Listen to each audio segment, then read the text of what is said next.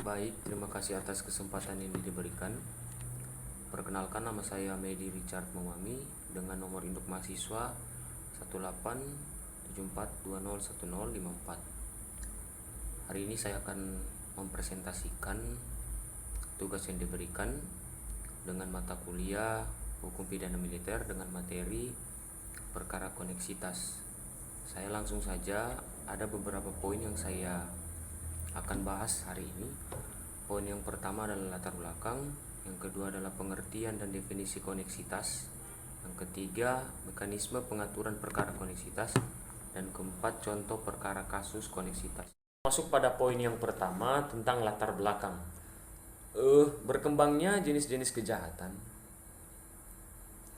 yang terjadi dan memberikan atau mengakibatkan diperlukannya suatu pembaruan sistem hukum atau pembaruan dalam sistem hukum yang ada sehingga bisa menyinkronkan atau menyeimbangkan di dalam kehidupan masyarakat yang dinamis, termasuk masalah pengaturan peradilan. Kita tahu bersama ada 4 peradilan yang berada di Indonesia. Yang pertama adalah peradilan agama, yang kedua adalah peradilan umum, yang ketiga adalah peradilan tata usaha negara, yang keempat adalah peradilan militer. Masing-masing berdiri sendiri dan terpisah antara satu dengan yang lain, serta fungsi dan kompetensi atau wewenang mutlak mengadili yang tidak bisa dicampuri oleh lingkungan peradilan lainnya. Kalau kita melihat pada pasal 27 ayat 1 Konstitusi atau Undang-Undang Dasar Negara Republik Indonesia tahun 1945, dinyatakan bahwa segala warga negara bersamaan kedudukannya di dalam hukum dan pemerintahan dan wajib menjunjung hukum dan pemerintahan itu dengan tidak ada kecualinya. Sehingga dengan demikian, menurut konstitusi tidak dibedakan di depan hukum dan pemerintahan terhadap adanya golongan di dalam masyarakat, baik adanya golongan yang didasarkan atas golongan ras, etnis, suku maupun agama, ataupun militer dan sipil atau masyarakat sipil. Kalau kita melihat sejarah secara historis, pada tahun 1971 telah keluar keputusan bersama 3 instansi yang mengatur kebijaksanaan penyelesaian pemeriksaan perkara koneksitas. Nah, bahkan kalau diperhatikan dengan teliti ketentuan kebijaksanaan yang digariskan dalam keputusan bersama antara 3 instansi tersebut hampir bersamaan atau hampir mirip isinya dengan pasal-pasal yang dirumuskan pada bab 11 Kitab Undang-Undang Hukum Acara Pidana atau Undang-Undang Nomor 8 Tahun 1981 tentang Kitab Undang-Undang Hukum Acara Pidana. Dalam hal-hal tertentu, antara lain dalam perkara koneksitas, undang-undang memberikan suatu solusi atau jalan tengah yang memungkinkan untuk melakukan penyimpangan dari prinsip-prinsip kompetensi absolut dengan ketentuan dan syarat apabila suatu tindak pidana dilakukan secara bersama-sama oleh pelaku yang tunduk pada lingkungan militer atau yang tunduk pada peradilan militer atau yang tunduk pada lingkungan peradilan umum, sehingga itu bisa menjadi perkara koneksitas karena telah melakukan kejahatan atau tindak pidana secara bersama-sama. Itu yang bisa saya paparkan tentang poin pertama, tentang latar belakang timbulnya koneksitas. Yang poin kedua saya bahas tentang pengertian dan definisi koneksitas itu sendiri. Jadi, koneksitas adalah suatu sistem peradilan yang diterapkan atas suatu tindak pidana di mana di antara tersangka atau terdakwa terjadi penyertaan atau delnaming atau secara bersama-sama McDader antara orang sipil dengan orang yang berstatus militer atau yang diberikan undang-undang yang dipersenjatai atau yang biasa disebutkan dengan TNI, Tentara Nasional Indonesia. Pengertian koneksitas menurut arti kata koneksitas yang dalam arti hukum yaitu perkara pidana yang dilakukan bersama-sama oleh mereka yang termasuk lingkungan peradilan umum dan lingkungan peradilan militer. Maka yang diperiksa atau diadili oleh pengadilan dalam lingkungan peradilan umum kecuali berdasarkan hasil penyidikan penelitian oleh tim tetap. Itu mungkin saya akan bahas pada mekanisme cara pengaturan perkara koneksitas. Nah, saya mengutip apa yang dikatakan Profesor Andi Hamzah tentang koneksitas. Yang dimaksud dengan peradilan koneksitas adalah sistem peradilan terhadap tersangka pembuat delik penyertaan antara orang sipil dengan orang militer. Dengan demikian maka sudah dapat dipastikan bahwa peradilan koneksitas pasti menyangkut delik penyertaan antara yang dilakukan oleh sipil bersama-sama dengan orang militer yang diatur dalam pasal 55 dan 56 KUHP. Itu menurut para ahli. Ini menurut undang-undang. Pada pasal 89 ayat 1 KUHP mengatakan bahwa tindak pidana yang dilakukan bersama-sama oleh mereka yang termasuk lingkungan peradilan umum dan lingkungan peradilan militer diperiksa dan diadili oleh pengadilan dalam lingkungan peradilan umum, kecuali jika menurut keputusan Menteri Pertahanan dan Keamanan dengan persetujuan Menteri Kehakiman, perkara itu harus diperiksa dan diadili oleh pengadilan dalam lingkungan militer. Yang kedua, Undang-Undang Nomor 31 Tahun 1997 tentang Pengadilan Militer pada pasal 198 ayat 1. Tindak pidana yang dilakukan bersama-sama oleh mereka yang termasuk Yustiabel Peradilan Militer dan Yustiabel Peradilan Umum diperiksa dan diadili oleh pengadilan dalam lingkungan peradilan umum, kecuali apabila menurut keputusan Menteri dan dengan persetujuan Menteri Kehakiman harus diperiksa dan diadili oleh pengadilan dalam lingkungan pengadilan militer atau peradilan militer.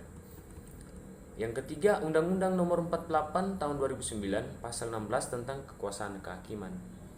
Di situ menyebutkan bahwa koneksitas atau menyebutkan tindak pidana yang dilakukan bersama-sama oleh mereka yang termasuk lingkungan peradilan umum dan lingkungan peradilan militer diperiksa dan diadili oleh pengadilan dalam lingkungan peradilan umum, kecuali dalam keadaan tertentu. Menurut keputusan Mahkamah Agung, perkara itu harus diperiksa dan diadili oleh pengadilan dalam lingkungan peradilan militer. Yang keempat, ketetapan Majelis Permusyawaratan Rakyat nomor 7/MPR tahun 2000. Ketetapan Majelis Permusyawaratan tentang peran Tentara Nasional Indonesia dan peran Kepolisian Negara Republik Indonesia dalam pasal 3 ayat 4 huruf A, Tentara Nasional Indonesia tunduk pada kekuasaan peradilan militer dalam hal pelanggaran hukum militer dan tunduk pada kekuasaan peradilan umum dalam hal tertentu. Kita masuk pada poin yang ketiga. Jadi yang tadi saya sebutkan itu pengertian dan definisi oleh ahli dan menurut undang-undang. Tentu itu bisa menjadi sumber-sumber hukum di dalam perkara koneksitas. Kita masuk saja pada poin yang ketiga tentang mekanisme pengaturan penyelesaian perkara koneksitas. Kejahatan yang terjadi di dalam kehidupan masyarakat ternyata dapat dilakukan baik masyarakat sipil atau militer. Bahkan dalam suatu penyertaan sering terjadi kejahatan yang dilakukan bersama-sama oleh masyarakat sipil dan anggota militer. Dalam hal demikian, maka dikatakan terjadi perkara koneksitas, yakni suatu tindak pidana yang dilakukan oleh dua atau lebih pelaku yang berbeda lingkungan peradilannya, maka bisa disebutlah perkara koneksitas. Penyidikan perkara pidana sebagaimana dimaksud pada pasal atau pada ayat 1 Undang-Undang Peradilan Militer dilaksanakan oleh suatu tim tetap yang terdiri dari polisi militer, auditor kejaksaan, dan penyidik lingkungan peradilan umum sesuai dengan wewenang mereka masing-masing menurut hukum yang berlaku untuk penyidikan perkara-perkara. Jadi ada keterkaitan antara sumber-sumber hukum yang tadi saya sebutkan, bahwasanya perkara koneksitas itu timbul karena terjadinya kejahatan atau tindak pidana yang dilakukan secara bersama-sama antara masyarakat sipil dan anggota militer. Saat ini dasar hukum acara pidana pemeriksaan koneksitas diatur dalam pasal 89 ayat 1 KUHP atau Undang-Undang Nomor 8 Tahun 1981. Dan di dalam pasal 198 Undang-Undang Nomor 31 Tahun 1997 tentang Peradilan Militer dan pasal 16 Undang-Undang Nomor 48 Tahun 2009 tentang Kekuasaan Kehakiman.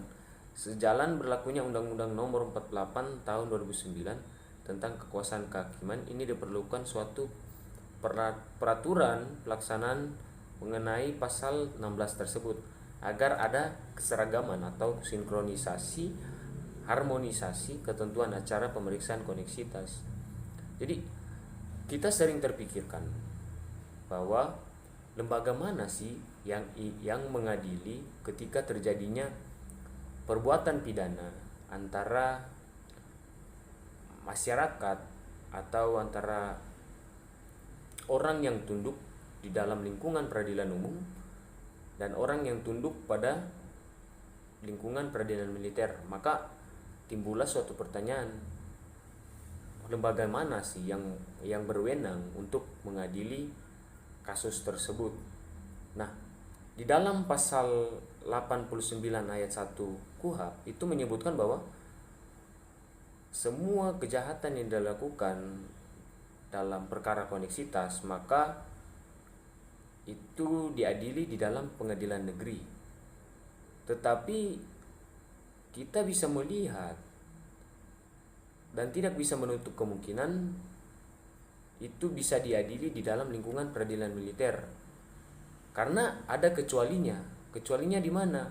Sesuai dengan seberapa besar yang dirugikan. Misalnya, kalau dia merugikan masyarakat umum secara luas, maka itu harus diadili di dalam lembaga peradilan umum.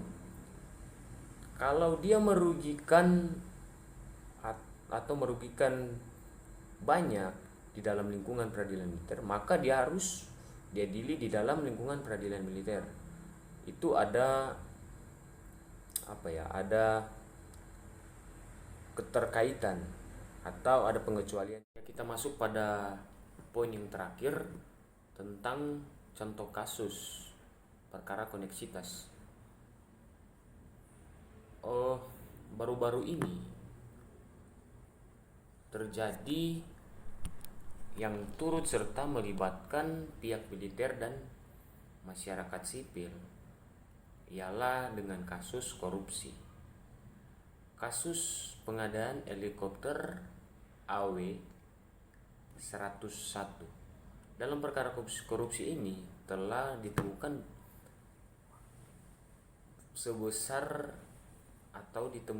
kerugian negara sekitar 224 miliar dari nilai proyek pembelian helikopter tersebut. Komisi Pemberantasan Korupsi dan polisi militer TNI menetapkan 6 orang tersangka ya, di antara lain 1 masyarakat sipil dan 5 lainnya anggota TNI.